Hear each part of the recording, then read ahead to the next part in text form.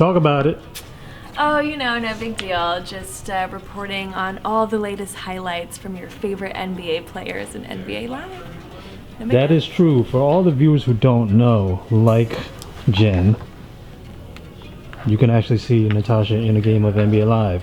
Now, we have some competitive gamers in the office. I am one of them, especially when it comes to basketball games. Okay, choose my mode because Pierce is also in it and Speedy's also in it. Wait, how does that work? You have a mode? Yeah, so basically you can play using the mode and your player is the one, and it'll either be me, Speedy, or Pierce. So okay. pick me. Hey, which team you got? I'm gonna go with the hometown team for me. Atlanta Hawks? I gotta make it fair. So I will pick... I'll pick the hometown team too. Pick the Nets. Yeah, I'll pick the hometown team. Oh. You know that's money. Come on. Money. Shout out to Alan Craig. I'll be honest, the strategy is always pass it to whoever the user is. So like, let's say you're playing off the ball, right? I always pass it to the person that you're guarding because it's always easier to score on the player than the CPU. That's true. Tough move. Tough move, Alan Crab. Alejandro, you know it's the fourth quarter and I am busting you up. It is Brooklyn Nets 58, Atlanta Hawks 44. About a minute left. If we had a rematch, I definitely. Okay. The tables would turn. All right, so yeah, I could basically get it's a turnover right now. another turnover. Yeah, I could basically just get 24-second violations and I still win. All right. By the way, we didn't play in the Natasha Martinez mode because we didn't want to create an account and log in on a company console. Correct. Leave no trace. It's good. What's growling? It's growling, baby. You all right? I brought that for you, the Velveeta. Oh, you got it? Yeah. Oh. I don't got the blue brown one, but I mean, I still got shit to do. Happy birthday, by the way. Oh, thank you, brother. It's a growl day, my growl day. Happy growl day. Yeah, pick your poison. Yeah. I'm gonna tell you right now. Don't choose the Velveeta. Let the Velveeta choose you. So I see just like. Yeah, one of those. Yeah. I told you he was a freak. Oh, appreciate you, brother. Real growly. Shout out to your boy. It's my growl day now. I mean, I turned 20. None of your business. Do you remember the last time you were here? Yeah, of course. I was like yesterday.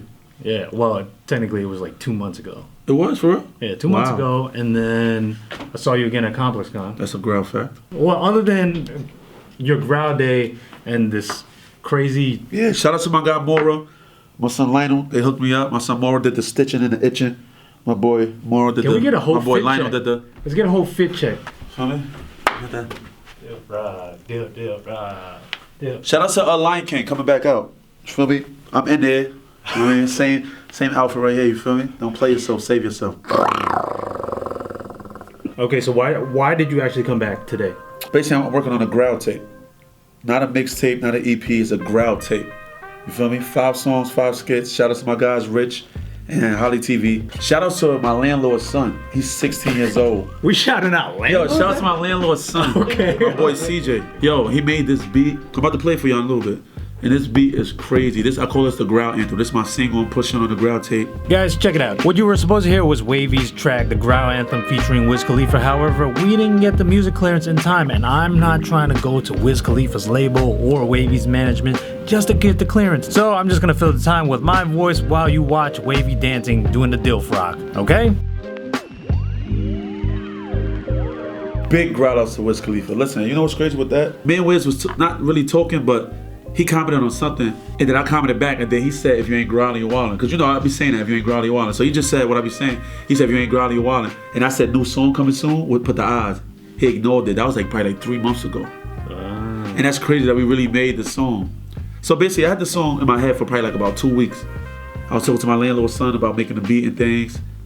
Telling him how I want it. This is the chorus, this and that. He put the beat together, boom. So I told the engineer, shout out to my guy Shanks, Hook Up Studios. I said, yo, leave a verse open at the end. I don't know if you saw the video I did in the studio, but I was like, yo, who y'all think I should feature on this? Yeah. So I'm like hoping everybody say Wiz, for Wiz can hit me up and say like da-da-da. But you know it don't work like that. So everybody saying Wiz, this person, whatever. The next day, I'm thinking like, damn, what I'm gonna do? I'm talking to my girl, I'm like, yo, baby, I don't know how I'm gonna ask him. I said, I don't know, I wanna make it seem like I'm a clout chaser, like, I oh, now you want to start rapping because I'm cool with you, this and that. I would feel better if I at least asked. Like, I didn't care if he said no. I was expecting no. Like, I would not know, but like not right now or something, because he's working on his album and things like that. I'm like, yo, ground morning, brother. If I see you something and you F with it, would you jump on it and put the eyes? He wrote back right away. You already know, brother, that's a done deal. So in my head, I'm like, wow. But I texted. I ain't know I texted, wow. I thought I said it in my head. I said, wow.